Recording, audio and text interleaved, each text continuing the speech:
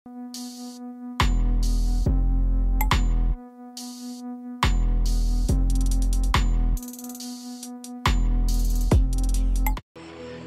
समय श्रावस्ती के जेतवन बुद्ध विहार में उपोषितागार में 500 भिक्षु लोग जमा होते हैं। और जमा होने के बाद हम 2-4 लोग जमा होते हैं तो अनेक बातें शुरू होता है। अभी 500 भिक्षु बोले तो कितने बातें शुरू होंगे, पर फर्क ये है आप लोग कोई भी बातें कर सकते हैं, मगर भिक्षु लोग बातें करते हैं तो धम्म की बातें। तो उस समय भी 500 भिक्षु लोगों में अभी बातें शुरू हो गया। तो बातें क्या शुरू हो गया कि इस दुनिया में सबसे बड़ा सुख क्या होगा, क्या होगा सबसे बड़ा सुख।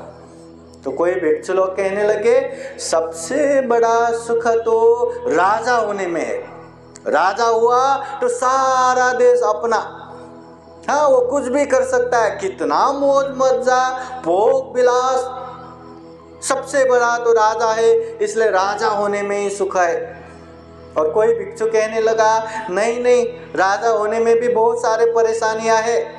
वास्तव में सुख तो ये पंच काम भोग करना यही सुख है। मतलब आंखों से जो मर्जी वो देखते रहना वो मिला तो सुख, कानों से जो मर्जी वो सुनते रहना ये सुख, नाक से जो मर्जी सूंघते रहना वो सुख, मुंह से जो मर्जी खाते रहना वो सुख, और शरीर से जो मर्जी स्पर्श करना वो सुख, यही सुख है। तो कोई भिक्षु कहने लगा ये नहीं ये सुख है, कोई कहने लगा वो नहीं वो सुख है।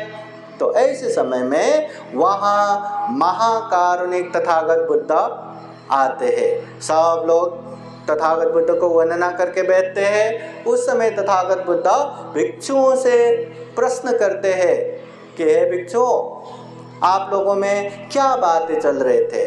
तो भिक्षु लोग कहने लगे हम तो सुख के विषय में बातें कर रहे कि दुनिया में सबसे बड़ा सुख क्या हो सकता है, तो हम में ऐसे ऐसे बातें हो रहे हैं करके भिक्षु लोगों ने बता दिया।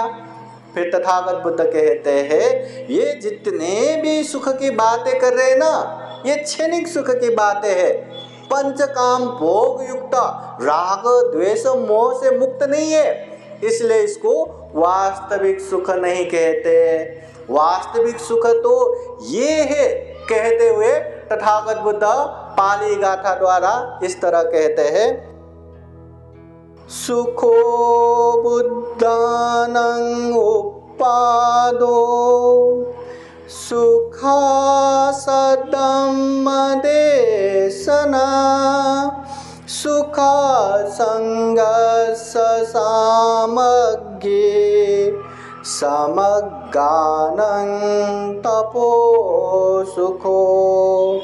सुखो बुद्धानं उपादो, तथागत बुद्ध वास्तविक सुख के रूप में बताते हुए कहते हैं संसार में बुद्धों का उत्पन्न होना सुख है। एक बुद्ध का उत्पन्न होना मतलब हजारों लाखों करोड़ों लोग धम्म सुन सकते हैं, धम्म साक्षात्कार कर सकते हैं, धम्म बोध करके दुख मुक्त हो सकते हैं। आप लोगों ने कभी सुना है तथागत बुद्ध के धम्म देशना सुनते सुनते भी बहुत सारे लोगों ने दुख मुक्त मार्ग फल प्राप्त किया, किसी ने श्रोतापत्ति फल प्राप्त किया, किसी ने सकिटागामी फल प्राप्त किया, किसी ने अनागामी फल प्राप्त किया और किसी ने तो दुख मुक्त और फल प्राप्त किया। ऐसा बौद्ध साहित्य त्रिपिटक में बहुत बार आते हैं। तथागत बुद्ध के धम्म देशना सुन के बहुत सारे लोगों ने ज्ञान प्राप्त किया। अभी भी धम्म देशना होता है ना, बहुत जगह पे बहुत बार धम्म देशना होता है, पर अभी सुना है क्या कोई उपासक ने ज्ञान प्राप्त किया, श्रोतापति सकितागामी अनागामी अरहत फल प्राप्त किया, सुना है क्या? तो ये फर्क क्या है? दुनिया में बुद्ध का उत्पन्न होना इतना महान रहता है कि तथागत बुद्ध के उपदेश सुन के मन में एक तरह से वैराग्य उत्पन्न होता है, एकदम श्रद्धा से ध्यान से वो धम्म देशना सुनता है और जल्दी वो धम्म को बोध करता है। इसलिए दुनिया में बुद्ध का उत्पन्न होना सुखकर है।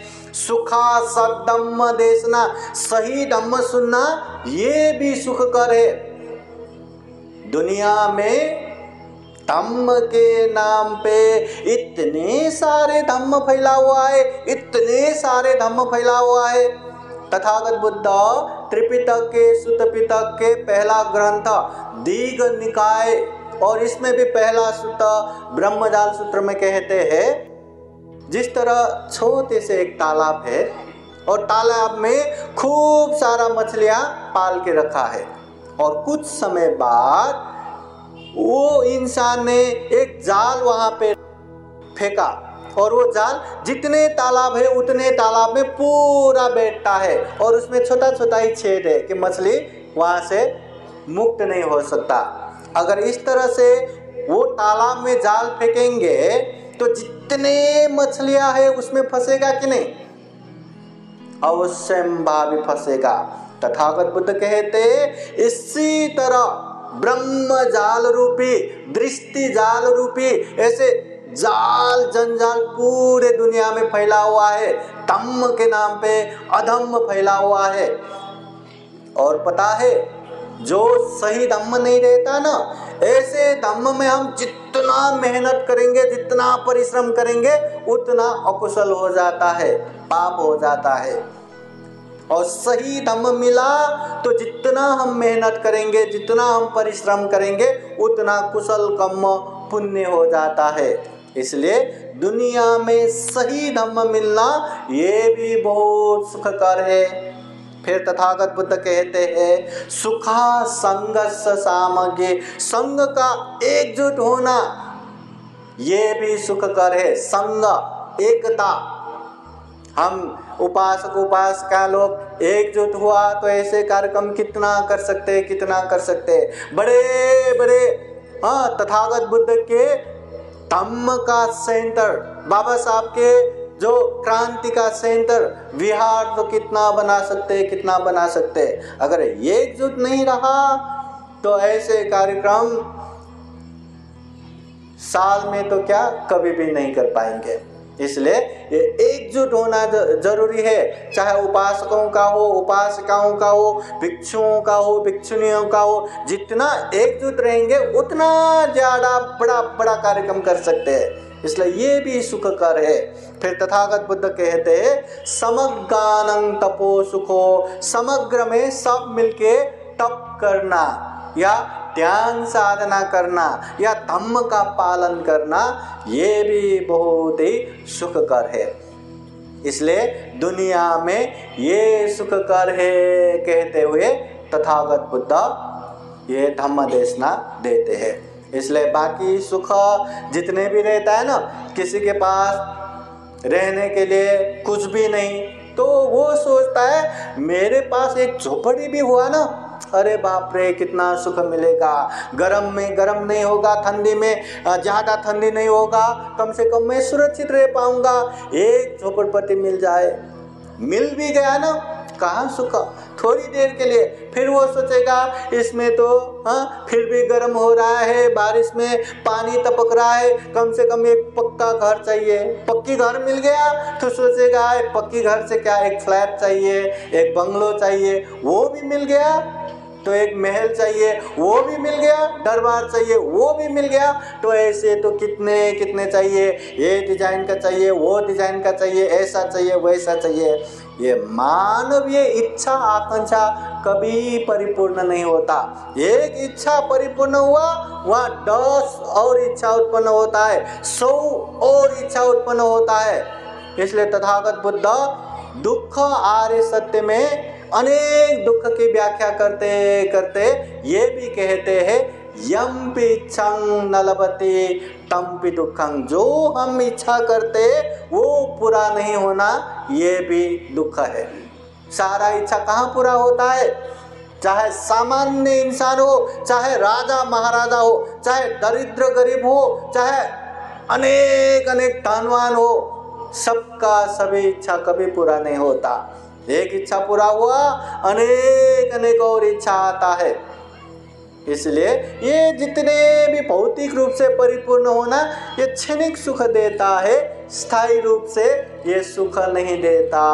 इसलिए तथागत बुद्ध वास्तविक सुख के रूप में ये कहते हैं।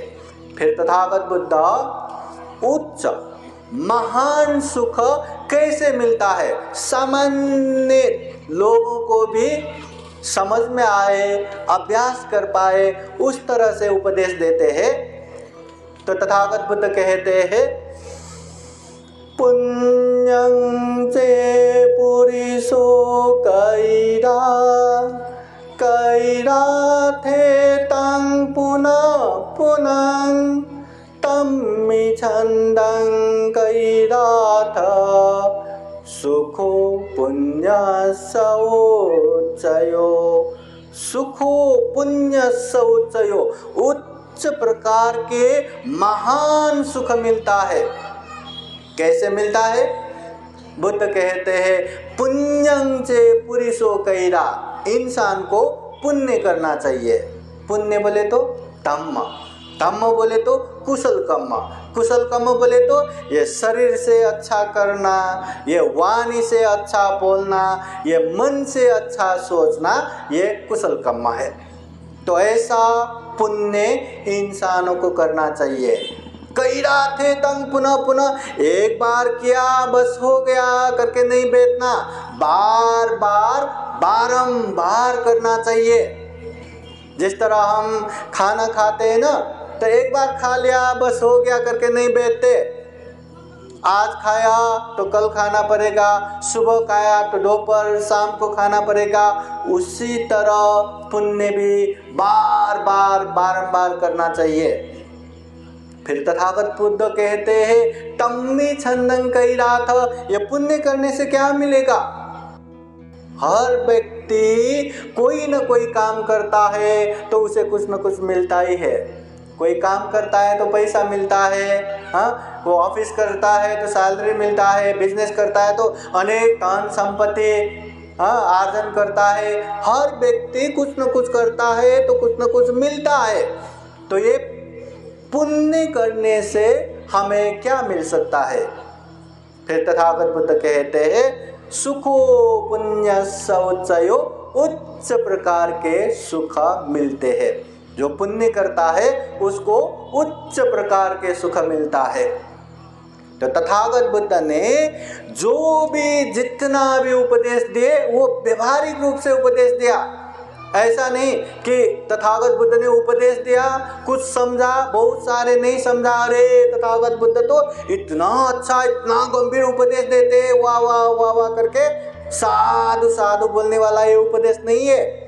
बुद्ध वाणी हमें सुनना है, समझना है और अंदर से महसूस करके उसे पालन भी करना है। जब तक हम पालन नहीं करेंगे तब तक उसका कोई भी अच्छा परिणाम नहीं आएगा। जैसे हम हर बौद्ध कार्यक्रम के प्रारंभ में पंचशील प्रार्थना करते हैं, पानातिपाता वैरमणि, प्राणी हिंसा नहीं करना, अदिन्ना दाना वैरमणि, चोरी नहीं करना, कामेषु मिथ्याचारा वैरमणि, काम मिथ्याचार व्यभिचार नहीं करना, मुसावादा वैरमणि, असत्य झूठ नहीं बोलना, सुरा मेरय मज्जपमादत्थाना वैरमणि, अमल नशा पदार्थ सेवन नहीं करना। तथागत बुद्ध कहते हैं ये 5 शील हमेशा हमेशा पालन करना चाहिए, दैनिक रूप में पालन करना चाहिए। हर बौद्ध उपासक उपासिकाओं को पालन करना चाहिए। और तथागत बुद्ध ये भी कहते हैं जो कोई व्यक्ति भी ये 5 शील अच्छे से पालन करेंगे उसके जीवन में सुख भी आएगा, शांति भी आएगा। सुख शांति के लिए पूरा परिवार, घर बार, समाज छोड़ के भिक्षु भिक्षुनी बनने की जरूरत नहीं है। ये 5 शील अच्छे से पालन करे तो हो जाता है। साधु साधु साधु। बुद्धं नमामि बुद्ध को नमन करता हूँ। धम्मं नमामि, धम्म को नमन करता हूँ। संघं नमामि, संघ को नमन करता हूँ।